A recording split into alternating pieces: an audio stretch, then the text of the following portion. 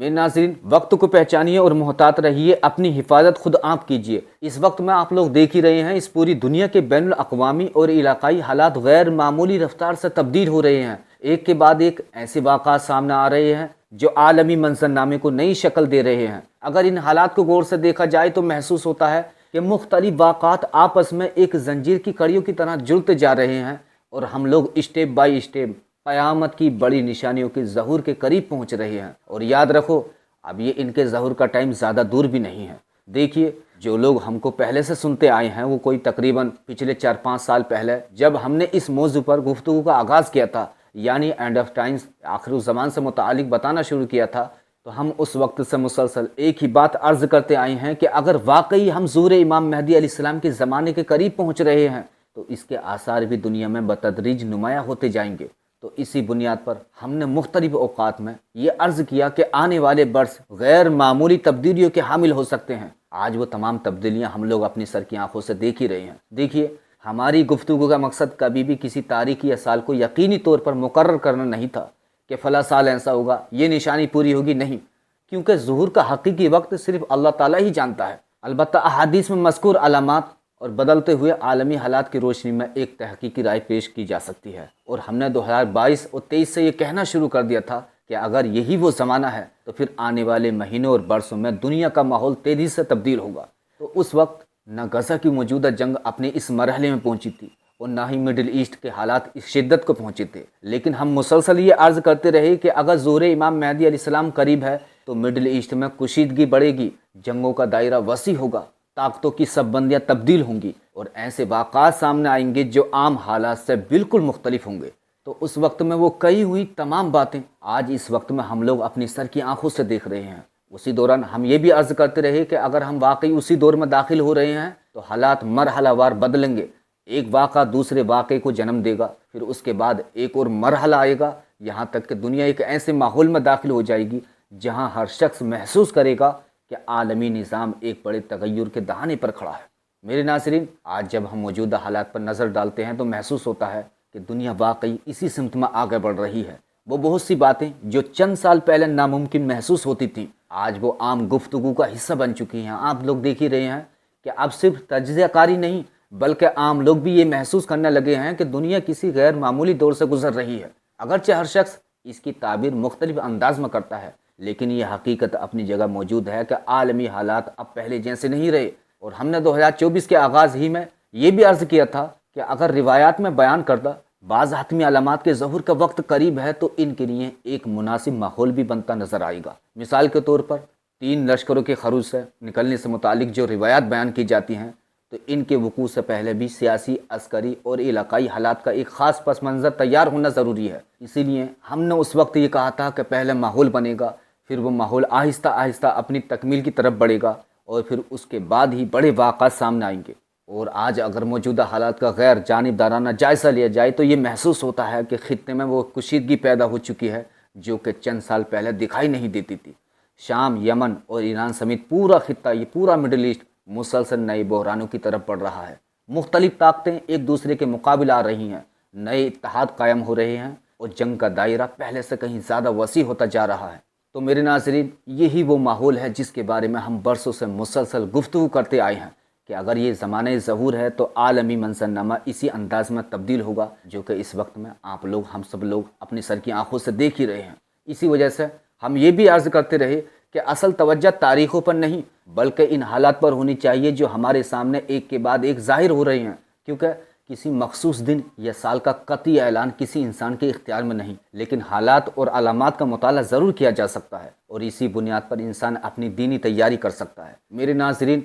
आज हम इस मरहले पर खड़े हैं जहाँ बहुत से ऐसे वाक़ात जिन्हें कभी बईद समझा जाता था, दूर समझा जाता था, वो अब हकीकत का हिस्सा बनते जा रहे हैं। यही वजह है कि हमारी तवज्जो हमेशा इस तरफ रही है कि लोगों को दुनिया की बदलती हुई सूरत हाल पर गौर करने की दावत दी जाए ताकि वो अपने ईमान, अपने आमाल और अपनी आखिरत की तैयारी की तरफ मुतवज्जह हों। और हमने हमेशा एक और अहम बात भी वाज़ेह की है कि बहुत से लोग बाज़ रिवायात को इस अंदाज में समझते हैं जैसे उनमें बयान होने वाले तमाम वाक़ात एक ही लम्हे में मुकम्मल हो जाएंगे। हालांकि अगर मजमूई रिवायत को सामने रख कर देखा जाए तो मालूम होता है कि बहुत से मामलात एक तदरीजी अमल के तौर पर सामने आते हैं, यानी पहले इनके असबाब पैदा होते हैं, फिर इनका माहौल बनता है, پھر وہ اپنے عروج تک پہنچتے ہیں اور آخرکار ان کے نتائج ظاہر ہوتے ہیں۔ تو اسی تناظر میں جب آبادی میں کمی سے متعلق روایات کا ذکر کیا جاتا ہے تو بعض لوگ یہ تصور قائم کر لیتے ہیں کہ پہلے دنیا کی 2/3 آبادی مکمل طور پر ختم ہو جائے گی، اس کے بعد امام مہدی علیہ السلام کا ظہور ہوگا۔ لیکن اگر اسی تصور کو آخر تک لے جایا جائے تو کئی سوالات پیدا ہوتے ہیں،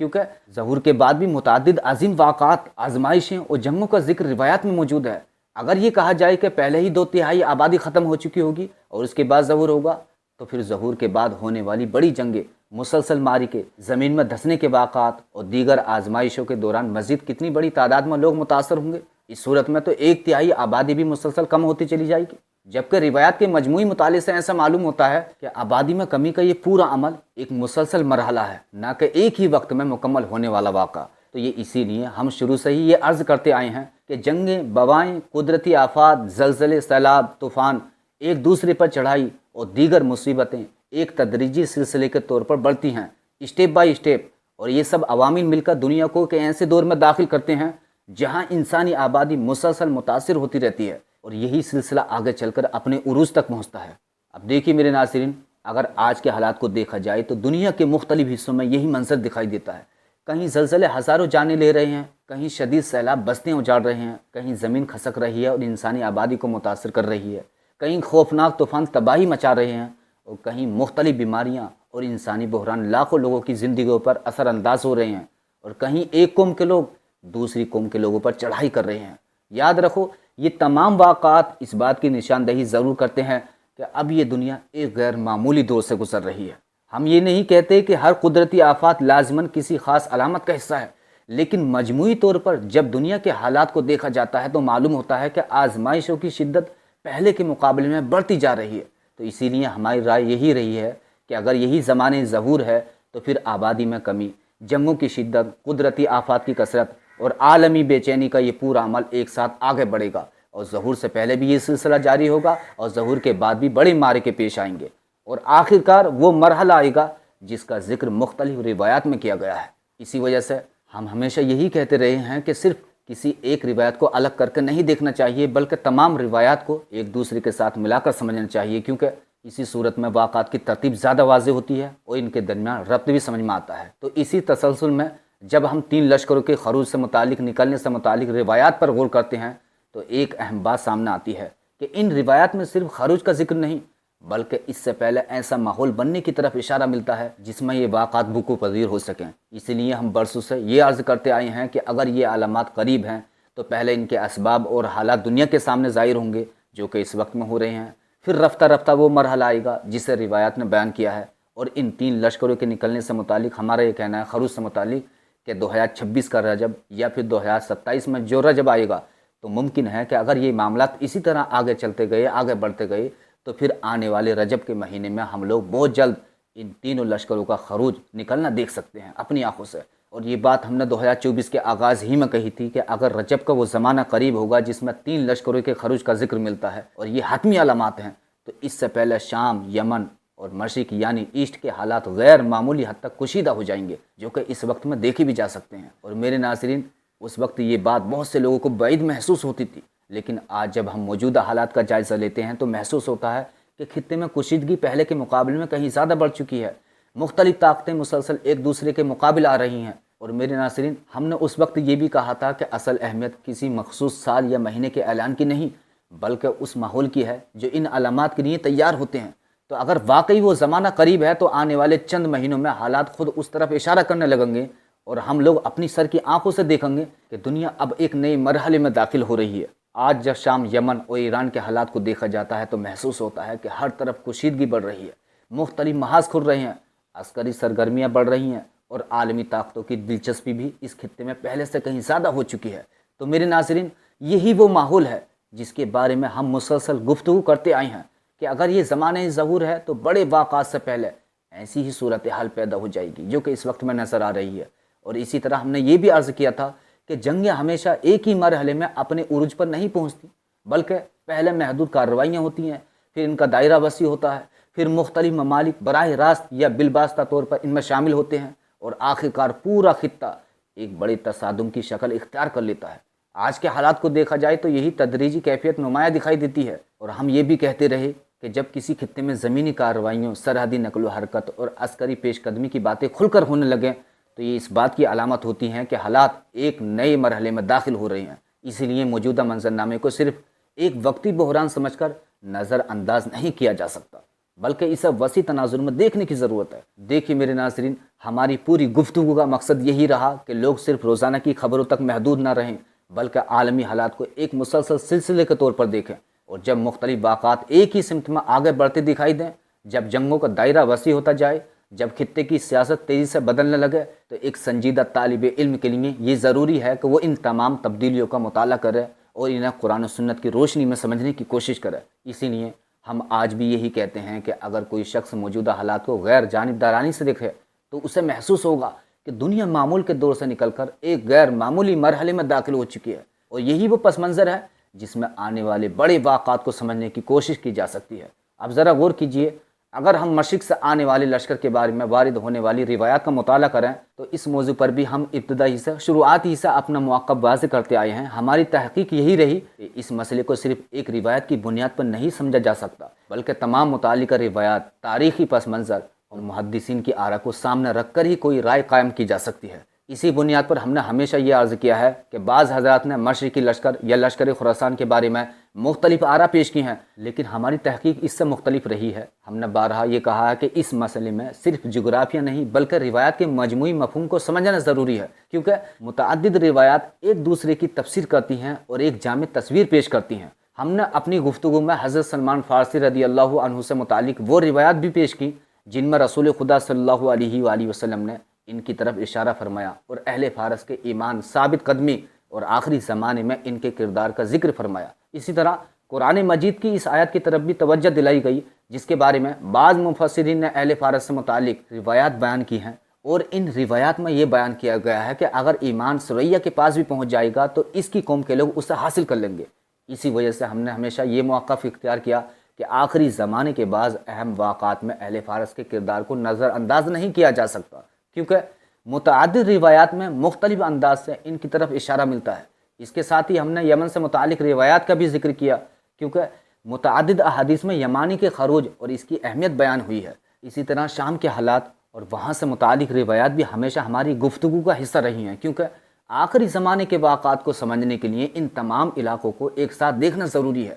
اگر آج کے عالمی حالات پر نظر ڈالی جائے تو محسوس ہوتا ہے کہ یہی خطہ مسلسل عالمی توجہ کا مرکز بنتا جا رہا ہے۔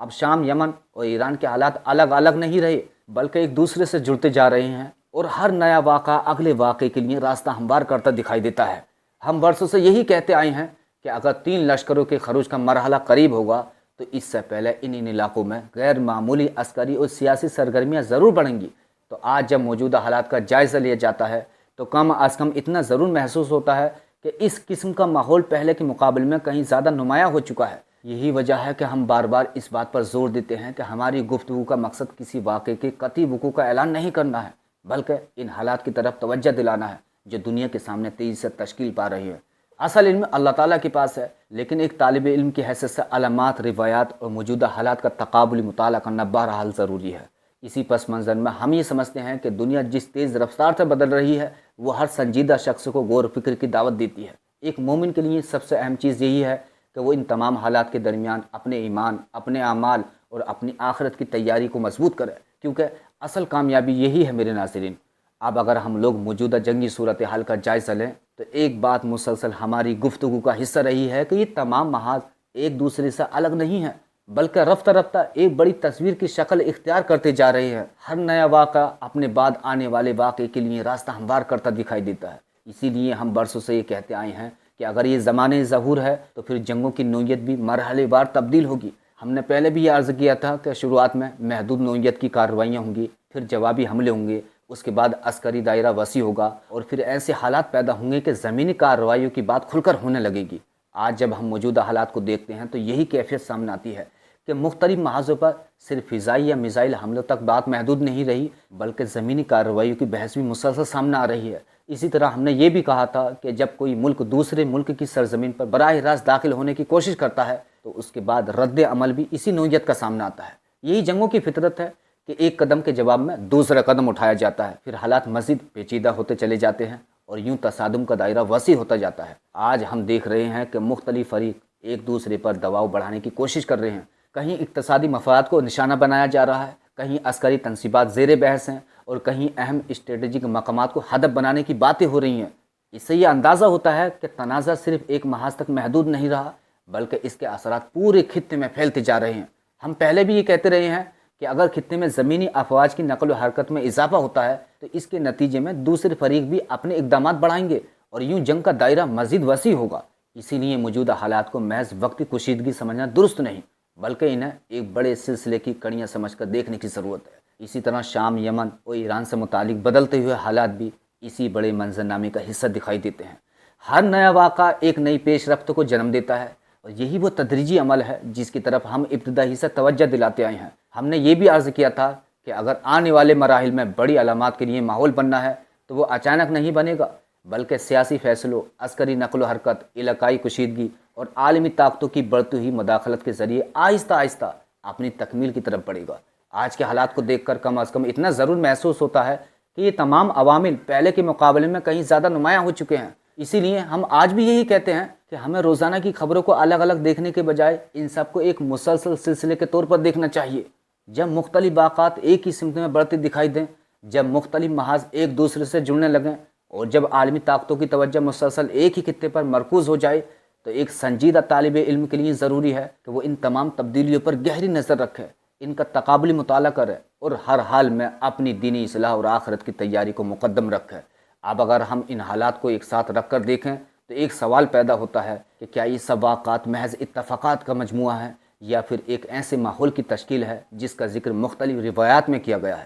ہماری گفتگو کا آغاز ہی اس نقطے سے ہوا تھا کہ اگر ہم واقعی زمانے ظہور کے قریب ہیں تو سب سے پہلے دنیا میں وہ اسباب، وہ ماحول پیدا ہوگا جس میں بڑی علامات کا ظہور ممکن ہو سکے۔ اسی بنیاد پر ہم نے ہمیشہ یہ عرض کیا کہ 3 لشکروں کے خروج کو صرف ایک الگ واقعہ سمجھ کر نہیں دیکھا جا سکتا، بلکہ اس کے لیے جو سیاسی، عسکری اور جغرافیائی حالات درکار ہیں وہ پہلے سامنے آئیں گے۔ جب وہ ماحول مکمل ہونے لگے گا تو پھر ان روایات کو سمجھنا پہلے سے زیادہ آسان ہو جائے گا۔ آج اگر موجودہ حالات پر نظر ڈالی جائے تو کم از کم یہ محسوس ضرور ہوتا ہے کہ اس نوعیت کا ماحول پہلے کے مقابلے میں کہیں زیادہ واضح ہو چکا ہے۔ ہم برسوں سے یہی کہتے آئے ہیں کہ شام، یمن اور مشرق کے حالات اگر اسی انداز میں مسلسل ایک دوسرے سے جڑتے چلے گئے اور عالمی طاقتوں کی مداخلت بھی اسی رفتار سے بڑھتی رہی تو وہ مرحلہ دور نہیں ہوگا جب یہ تمام واقعات ایک بڑے منظرنامے کی شکل اختیار کر لیں گے۔ اسی لیے ہم ہر نئے واقعے کو الگ خبر کے طور پر نہیں بلکہ ایک مسلسل سلسلے کی کڑی کے طور پر دیکھنے کی کوشش کرتے ہیں۔ اسی تناظر میں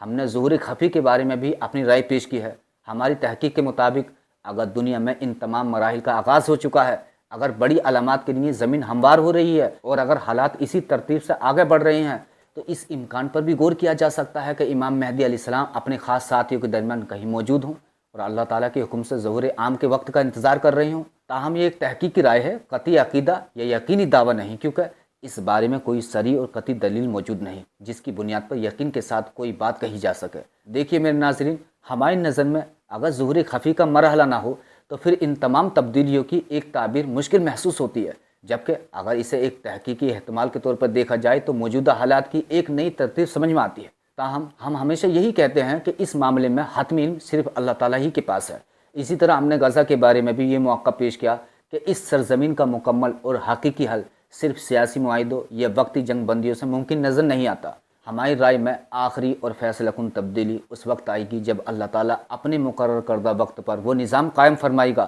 جس کا ذکر صحیح روایات میں آیا ہے۔ اس لیے ہم یہ سمجھتے ہیں کہ موجودہ بحران کا مستقل حل بھی انہی بڑے واقعات کے ساتھ وابستہ ہو سکتا ہے جن کا ذکر احادیث میں ملتا ہے۔ یہی وجہ ہے کہ ہم مسلسل اپنے ناظرین سے یہ کہتے آئے ہیں کہ اصل مقصد کسی تاریخ کا اعلان کرنا یا لوگوں میں سنسنی پیدا کرنا نہیں، بلکہ انہیں اس حقیقت کی طرف متوجہ کرنا ہے کہ دنیا جس تیزی سے بدل رہی ہے، ایک مومن کی ذمہ داری یہ ہے کہ وہ ان حالات کو قرآن و سنت کی روشنی میں سمجھے، اپنے ایمان کی حفاظت کرے، اپنے اعمال درست کرے اور ہر وقت اللہ رب العزت سے تعلق مضبوط رکھے۔